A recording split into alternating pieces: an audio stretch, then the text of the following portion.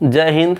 मैं आज आप लोगों को बायोलॉजी का पहला क्लास कोशिका, जो कि जिसको सेल बोलते हैं, कोशिका बताने जा रहा हूं, तो ज़रा ध्यान से देखिएगा। तो देखिए, जीव विज्ञान यानी बायोलॉजी, बायो का अर्थ होता है लाइफ और लॉजी का मतलब होता है स्टडी यानी अध्ययन। ठीक है, तो बायो का मतलब लाइफ यानी जिंदगी यानी जीवन, और लॉजी का मतलब होता है स्टडी यानी अध्ययन करना, यानी जीवन के बारे में जानकारी प्राप्त करना या अध्ययन करना, उसको बायोलॉजी कहते हैं। ठीक है, जीवन के बारे में जानना या जानकारी प्राप्त करना उसको बायोलॉजी कहते हैं। जीवन से संबंधित कुछ भी अगर आप जानते हैं या सीखते हैं, बायोलॉजी में ही सीखते हैं। तो बायोलॉजी का दो पार्ट होता है, पहला जंतु और दूसरा पादप। जंतु में मतलब जितना भी इंसान, मानव, इंसान हुआ, चाहे वो घोड़ा, हाथी, जंतु में आएगा, और पादप में जो भी पेड़ पौधा है वो पादप में आएगा। पादप जो है ना, ये सिर्फ हिल डुल सकता है, नहीं कहीं एक जगह से दूसरी जगह जा नहीं सकता, और ये जंतु एक जगह से दूसरी जगह जा सकता है। इसका पैर नहीं होता, बस इसका पैर होता है। ठीक है, इतना सही अंतर है। ये एक जगह से दूसरी जगह चल फिर सकता है और ये नहीं चल फिर सकता है। अब देखिए, जीव विज्ञान का बायोलॉजी का पिता, फादर ऑफ बायोलॉजी किसको कहते हैं? तो अरस्तु को। फादर ऑफ बायोलॉजी किसको बोलेंगे? अरस्तु को। ठीक है, और इसका नामकरण कौन किया था? लेमार्क और ट्रेविरेनस ने किया था। जीव विज्ञान का नामकरण कौन किया था? लेमार्क और ट्रेविरेनस ने किया था। यही दोनों यानी लेमार्क और ट्रेविरेनस ही जो ना जीव विज्ञान का शब्द का सबसे पहले प्रयोग यही दोनों ने किया था। ये दोनों वैज्ञानिक थे दोनों, और ये दोनों ने सबसे पहले प्रयोग किया था। ठीक है, कोशिका, कोशिका किसे कहते हैं? कोशिका मानव की सबसे छोटी इकाई है, जो कि यानी इकाई इसको कहते हैं जिसमें कि सारा कार्य जो कर सके उसको इकाई कहते हैं। इकाई का मतलब होता है कि जो सारा काम को कर सके, जैसे कि शरीर में ऊर्जा की अगर कभी कमी हो तो ऊर्जा बना सके, अगर कभी शरीर में पानी की कमी हो जाए तो पानी बना सके। ठीक है, और अगर कहीं शरीर में ऊर्जा की अगर कहीं एक जगह से दूसरी जगह पहुंचाना हो तो वो सारा काम कर सके। यानी कोशिका का आप कह सकते हैं कि एक सारा क्या है, एक प्रकार का इकाई है। वो भी कौन सा इकाई? सबसे छोटी इकाई। ये सबसे छोटा अंग नहीं है, कोशिका सबसे छोटा अंग नहीं है, कोशिका सबसे छोटी इकाई है। और कोशिका शरीर के संरचनात्मक यानी शरीर का जो संरचना स्ट्रक्चर जो करता है, कौन करता है? कोशिका ही करता है। शरीर का जो संरचना कर रहा है ना, कौन करेगा? कोशिका ही करेगा। और ये कार्यात्मक इकाई है। क्या कौन सा इकाई है? कार्यात्मक यानी काम करने की इकाई है। और ये शरीर का जो निर्माण करता है, संरचना जो करता है, कौन करता है? कोशिका ही करता है। इसमें लिख दिए, सजीवों के शरीर का निर्माण कौन करता है? कोशिका ही करता है। कोशिका मेनली दो प्रकार से पाया जाता है, एक कोशिकीय और एक बहुकोशिकीय। एक कोशिकीय उसको बोलते हैं जिस जीवों का शरीर सिर्फ एक कोशिका से मिलकर बना हो, जिस जीवों का शरीर सिर्फ एक कोशिका से मिलकर बना हो उसको एक कोशिकीय बोलते हैं। और जिन जीवों का शरीर बहुत सारे कोशिकाओं से मिलकर बना हो उसको बहुकोशिकीय जीव बोलते हैं। ठीक है, जैसे कि हम लोग का शरीर क्या है? बहुकोशिकीय है। हम लोग का शरीर बहुत सारे कोशिकाओं से मिलकर बना है, जैसे कि नाक, हाथ, कान अलग अलग कोशिका से मिलकर बना है, तो इसलिए हम लोगों का शरीर क्या है? बहुकोशिकीय है। और एक कोशिकीय भी होता है। बहुत सारा जीवों का शरीर एक ही कोशिका से मिलकर बनाता है, जैसे कि विषाणु यानी वायरस, इसका शरीर क्या होता है? सिर्फ एक ही कोशिका से मिलकर बना होता है। विषाणु, जीवाणु, अमीबा का शरीर एक ही कोशिका से मिलकर बना होता है। ठीक है, अब देखिए, कोशिका खोज यानी कौन क्या है? बोले तो जनक। कोशिका के जनक किसको कहते हैं? कोशिका के जनक है रॉबर्ट हुक, जो कि 1665 ईस्वी में एक मरा हुआ कोशिका खोजा था। एक मरा हुआ कोशिका का खोज कौन किया था? रॉबर्ट हुक ने किया था। कब? 1665 ईस्वी में। इसलिए इसको जनक बोलते हैं। जनक क्यों बोलते हैं? क्योंकि चाहे कोशिका मरा रहे या जिंदा रहे, मगर खोज तो क्या कौन? रॉबर्ट हुक ही ना। ठीक है, 1665 ईस्वी में किया था, इस बात को याद रखिएगा। और जिंदा कोशिका, जीवित कोशिका खोज किया था एंटोनी वान ल्यूवेनहॉक ने। जीवित कोशिका खोज कौन किया था? एंटोनी वान ल्यूवेनहॉक ने। ठीक है, अब कोशिका सिद्धांत किसने दिया था? स्लाइडन और स्वान ने कोशिका सिद्धांत को दिया था। कोशिका सिद्धांत किसने दिया? स्लाइडन और स्वान ने। इसने ही बताया था कि जो ना कोई भी शरीर का जो निर्माण होता है, यानी कोई भी सजीव का शरीर का जब भी निर्माण होगा बहुत सारी कोशिकाओं से मिलकर बना होगा। ठीक है, और कोशिका का अध्ययन बोले तो स्टडी क्या करता है? साइटोलॉजी। साइटो का मतलब होता है कोशिका, लॉजी का मतलब होता है अध्ययन करना। कोशिका का अध्ययन को साइटोलॉजी कहते हैं। ठीक है, अब पूछेगा क्या? सबसे पूरे दुनिया में ओवरऑल सबसे छोटी कोशिका किस जीवों में पाया जाता है? तो माइकोप्लाज्मा एक जीवाणु होता है, एक जीवाणु यानी बैक्टीरिया होता है, एक प्रकार का जीवाणु होता है। सबसे छोटी कोशिका माइकोप्लाज्मा में होता है जो कि एक बैक्टीरिया है, ठीक है। अब पूछेगा कि सबसे बड़ी कोशिका ओवरऑल में सबसे बड़ी कोशिका किसमें पाया जाता है? शुतुरमुर्ग का अंडा। शुतुरमुर्ग का जो अंडा होता है ना, बहुत बड़ा कोशिका से मिलकर बना होता है, वो सबसे बड़ा कोशिका शुतुरमुर्ग के अंडे में पाया जाता है, ठीक है। अब मानव में इंसानों में सबसे बड़ा कोशिका कहाँ पाया जाएगा? तो अंडाणु। अंडाणु अंडाणु पता ही कि महिलाओं में अंडाणु पाया जाता है। मानव में सबसे बड़ी कोशिका कहाँ? अंडाणु। इसको ओवम बोलते हैं, इसको अंग्रेजी में ओवम बोलते हैं। मानव में सबसे बड़ा कोशिका अंडाणु होता है, ठीक है। और मानव में सबसे छोटा कोशिका शुक्राणु, इसको स्पर्म बोलते हैं, इसको स्पर्म बोलते हैं। मानव में सबसे छोटा कोशिका शुक्राणु होता है। शुक्राणु तो पता ही कहाँ होगा? पुरुषों में होगा, ठीक है। आप पूछेगा मानव में सबसे लंबी कोशिका, तो न्यूरॉन। सबसे लंबी, बड़ा और लंबा में अंतर है। लंबा क्या? मान लीजिए तार या रस्सी क्या लंबा होता है, ठीक है। लंबा सबसे मानव में लंबी न्यूरॉन। न्यूरॉन बोले तो माथा का जो हम लोग का जो माथा का जो कोशिका जो बना होता है न्यूरॉन का बना होता है, न्यूरॉन कोशिका का बना होता है माथा कोशिका। और विभाजन रहित यानी जो कोशिका विभाजन यानी अपने आप में बट नहीं सकता है, विभाजन उसको बोलते हैं। कोशिका को जिस तरह से मान लीजिए यहाँ पर मेरा कट गया, मेरा हाथ कट गया तो फिर से उस कटे हुए स्थान में फिर वहाँ पर मांस होना चाहिए। अब जो मांस होगा तो फिर उसी जैसा ना मांस होना चाहिए, तो उसी जैसा एक नया मांस आएगा। तो क्या हो गया? उसी जैसा जो मांस आया तो कोशिका क्या क्या विभाजन कर दिया, विभाजन करके नया मांस ला दिया। तो जो ना विभाजन रहित इन विभाजन किस कोशिका में विभाजन नहीं होगा? तो न्यूरॉन में नहीं होगा। इसलिए अगर माथा के अंदर जो हम लोग का न्यूरॉन जो होता है ना, अगर फट उठ जाए टूट जाए तो दोबारा नहीं हो सकता है, ठीक है। सबसे तेज विभाजन किस कोशिका होता है? तो लीवर का होता है। बहुत फास्ट विभाजन करता है कौन? लीवर कोशिका। लीवर का हुआ, जैसे कि चूहा का पूंछ हुआ और गेंडा का शरीर हुआ, इस सब का कोशिका बहुत ही फास्ट विभाजन करता है। अब देखिए जान लेते हैं कि कोशिकांग किसे कहते हैं।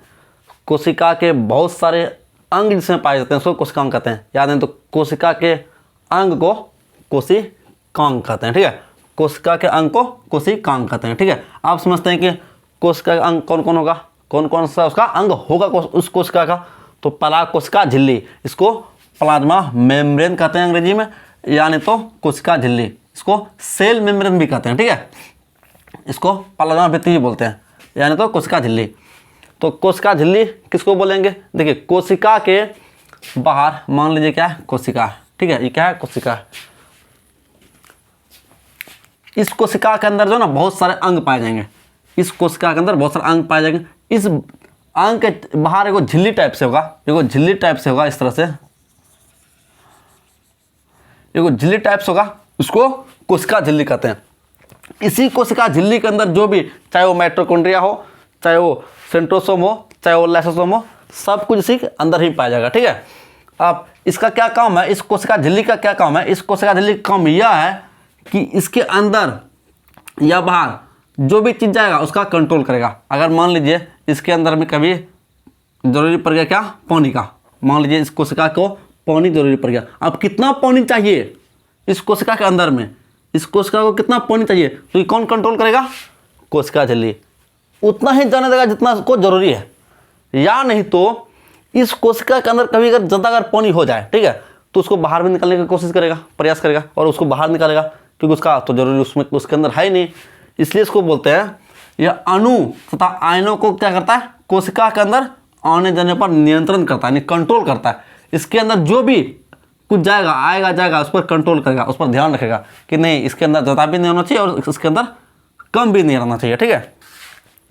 तो देखिए कोशिका झिल्ली जो ना प्रोटीन और लिपिड का बना होता है। एक क्वेश्चन पूछेगा कि कोशिका झिल्ली किसका बना होता है? तो कोशिका झिल्ली हमेशा प्रोटीन और लिपिड का ही बना होगा, ठीक है। और कोशिका के सभी अंग इसके अंदर पाए जाते हैं, बता दिए। इसके अंदर क्या पाया जाएगा कि उसका कोशिका के जितने भी अंग हैं इसी कोशिका झिल्ली के अंदर पाया जाता है। और ये हमेशा याद रखेगा कि कोशिका झिल्ली जो होता है ना वो पेड़ पौधे में और हम लोगों में, यानी तो चाहे जितना भी जंतु है, चाहे वो हाथी हो, घोड़ा हो, भैंस हो, बकरी हो, यानी तो हम लोग हैं, हम लोगों में कोशिका झिल्ली पाया जाता है और पेड़ पौधों में पाया जाता है। यानी ये जो ना पेड़ पौधों में भी और फिर जितना भी जंतु है इन दोनों में कोशिका झिल्ली पाया जाता है, ठीक है। हम लिख दिया पादप में और जंतु में, दोनों में कोशिका झिल्ली पाया जाएगा। अब आते हैं कोशिका भित्ति। कोशिका भित्ति क्या होता है? तो देखिए, इस कोशिका झिल्ली की अगर बाहर में और एक जो ना एक आवरण लगा देंगे, या आवरण हो जाएगा, उसको कोशिका भित्ति बोलते हैं।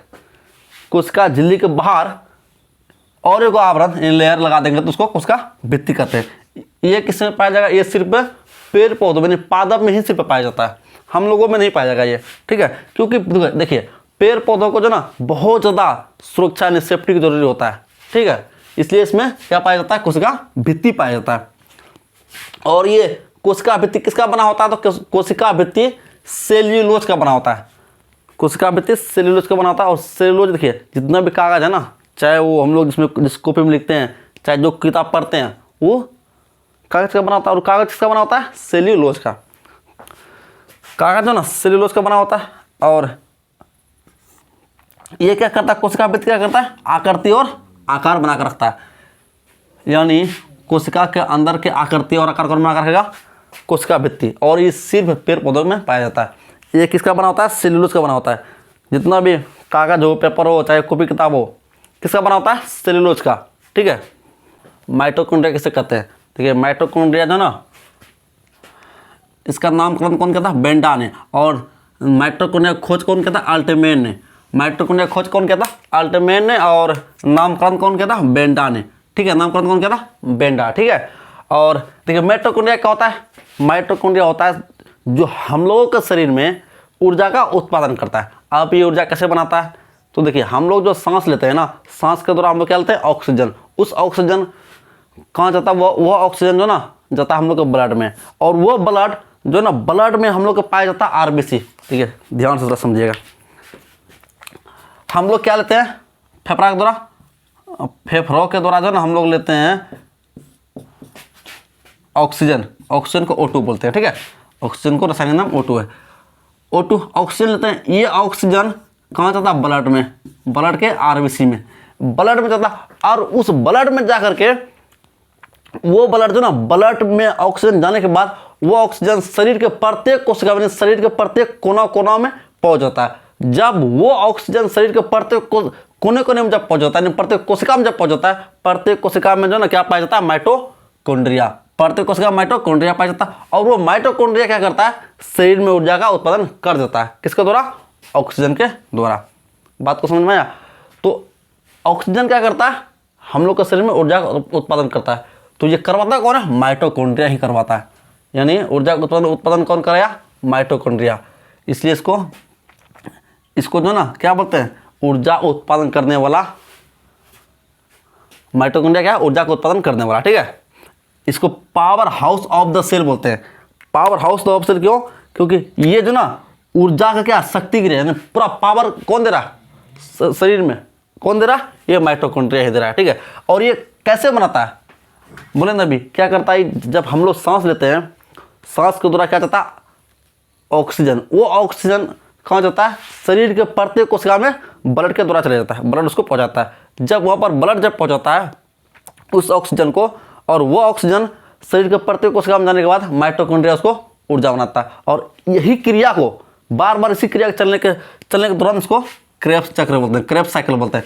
ये क्रिया बार बार होता है। बार बार हम लोग सांस लेते हैं, बार बार ऑक्सीजन पहुंचता है, बार बार आरबीसी उसको कोशिका में लेकर जाता है और फिर से उसको ऊर्जा बनाता है। इसी क्रिया को क्या बोलते हैं? क्रेब्स चक्र।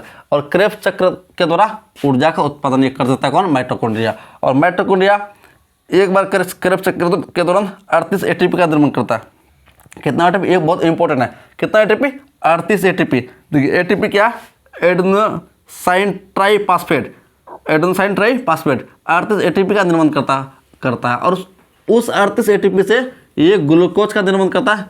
यानी ग्लूकोज बन गया। जब भी ग्लूकोज बन गया शरीर के अंदर तो ऊर्जा का निर्माण हो चुका है।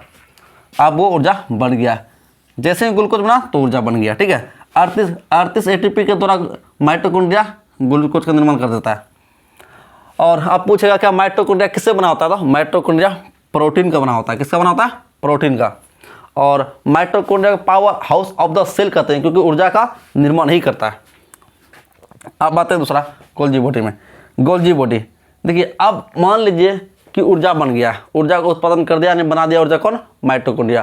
अब उस ऊर्जा को एक स्थान से दूसरे यानी एक जगह से दूसरे जगह कौन पहुंचाएगा? तो गोल्जी बॉडी पहुंचाएगा। कौन पहुंचाएगा? गोल्जी बॉडी पहुंचाएगा। ऊर्जा को एक स्थान से एक जगह से दूसरे जगह पहुंचाने वाले को गोल्जी बॉडी बोलते हैं। इसका खोज कैमिलो गोल्जी ने किया था। गोल्जी बॉडी खोज कौन किया था? Camillo Golgi. यानी ये ऊर्जा क्या करता है? परिवहन करता है, एक जगह से दूसरी जगह पहुंचाने का काम करता है कौन? Golgi body. देखिए हम लोग अभी क्या क्या सीखे? हम लोग सीखे हैं ये क्या, मान लीजिए क्या, एक कोशिका, ये कोशिका है। अब कोशिका का ये जो ना, अगर ये बना हुआ है, इसका कोशिका के बाहर एक कोई होगा, इसको क्या बोलते हैं? कोशिका झिल्ली। इसको क्या बोलते हैं? कोशिका झिल्ली। ये कोशिका झिल्ली क्या करता है? अंदर और बाहर आने जाने वाले अणुओं यानी पदार्थों को कंट्रोल करता है। क्या करता है? कंट्रोल यानी नियंत्रण करता है। अंदर में जो भी पदार्थ आता है और जाता है उसका कंट्रोल कौन करता है? कोशिका झिल्ली। और ये कोशिका झिल्ली किसका बना हुआ था? प्रोटीन और लिपिड का बना हुआ था। और अगर इसी कोशिका झिल्ली के बाहर में और एक आवरण लगा दिए, और एक आवरण यानी और एक लेयर चढ़ा दिए, तो हो गया कौन? कोशिका भित्ति। और कोशिका भित्ति किसमें पाया जाता है? सिर्फ पेड़ पौधों कोशिका में पाया जाता है। वो सिर्फ पेड़ पौधे के कोशिका में पाया जाता है। ठीक है। और ये कोशिका भित्ति किसका बना था? सेल्यूलोज का। कोशिका भित्ति किसका बना हुआ था? सेल्यूलोज का। ठीक है, वही सेल्यूलोज जिससे कि कागज वगज बना, कागज हुआ, और फिर ये किताब के ऊपर जिसका बना था वही सेल्यूलोज। और हम लोग क्या सीखे? माइटोकॉन्ड्रिया। देखिए माइटोकॉन्ड्रिया पाया जाता है, इसको हम एम से लिख देते हैं माइटोकॉन्ड्रिया। ये माइटोकॉन्ड्रिया क्या करता है? ऊर्जा का निर्माण करता है। माइटोकॉन्ड्रिया ही शरीर में ऊर्जा का निर्माण करता है। ठीक है। और उसके बाद क्या पढ़े हम लोग? Golgi body. Golgi body, Golgi body क्या करता है? माइटोकॉन्ड्रिया के द्वारा बने हुए ऊर्जा का एक जगह से दूसरी जगह परिवहन करने का काम करता है। ठीक है। और पूछेगा कि माइटोकॉन्ड्रिया का आंतरिक दीवार, अंदर का जो दीवार होता है ना, अंदर का जो दीवार है वो किसका बना होता है? क्रिस्टी का बना होता है। माइटोकॉन्ड्रिया के आंतरिक दीवार क्रिस्टी का बना होता है। ठीक है।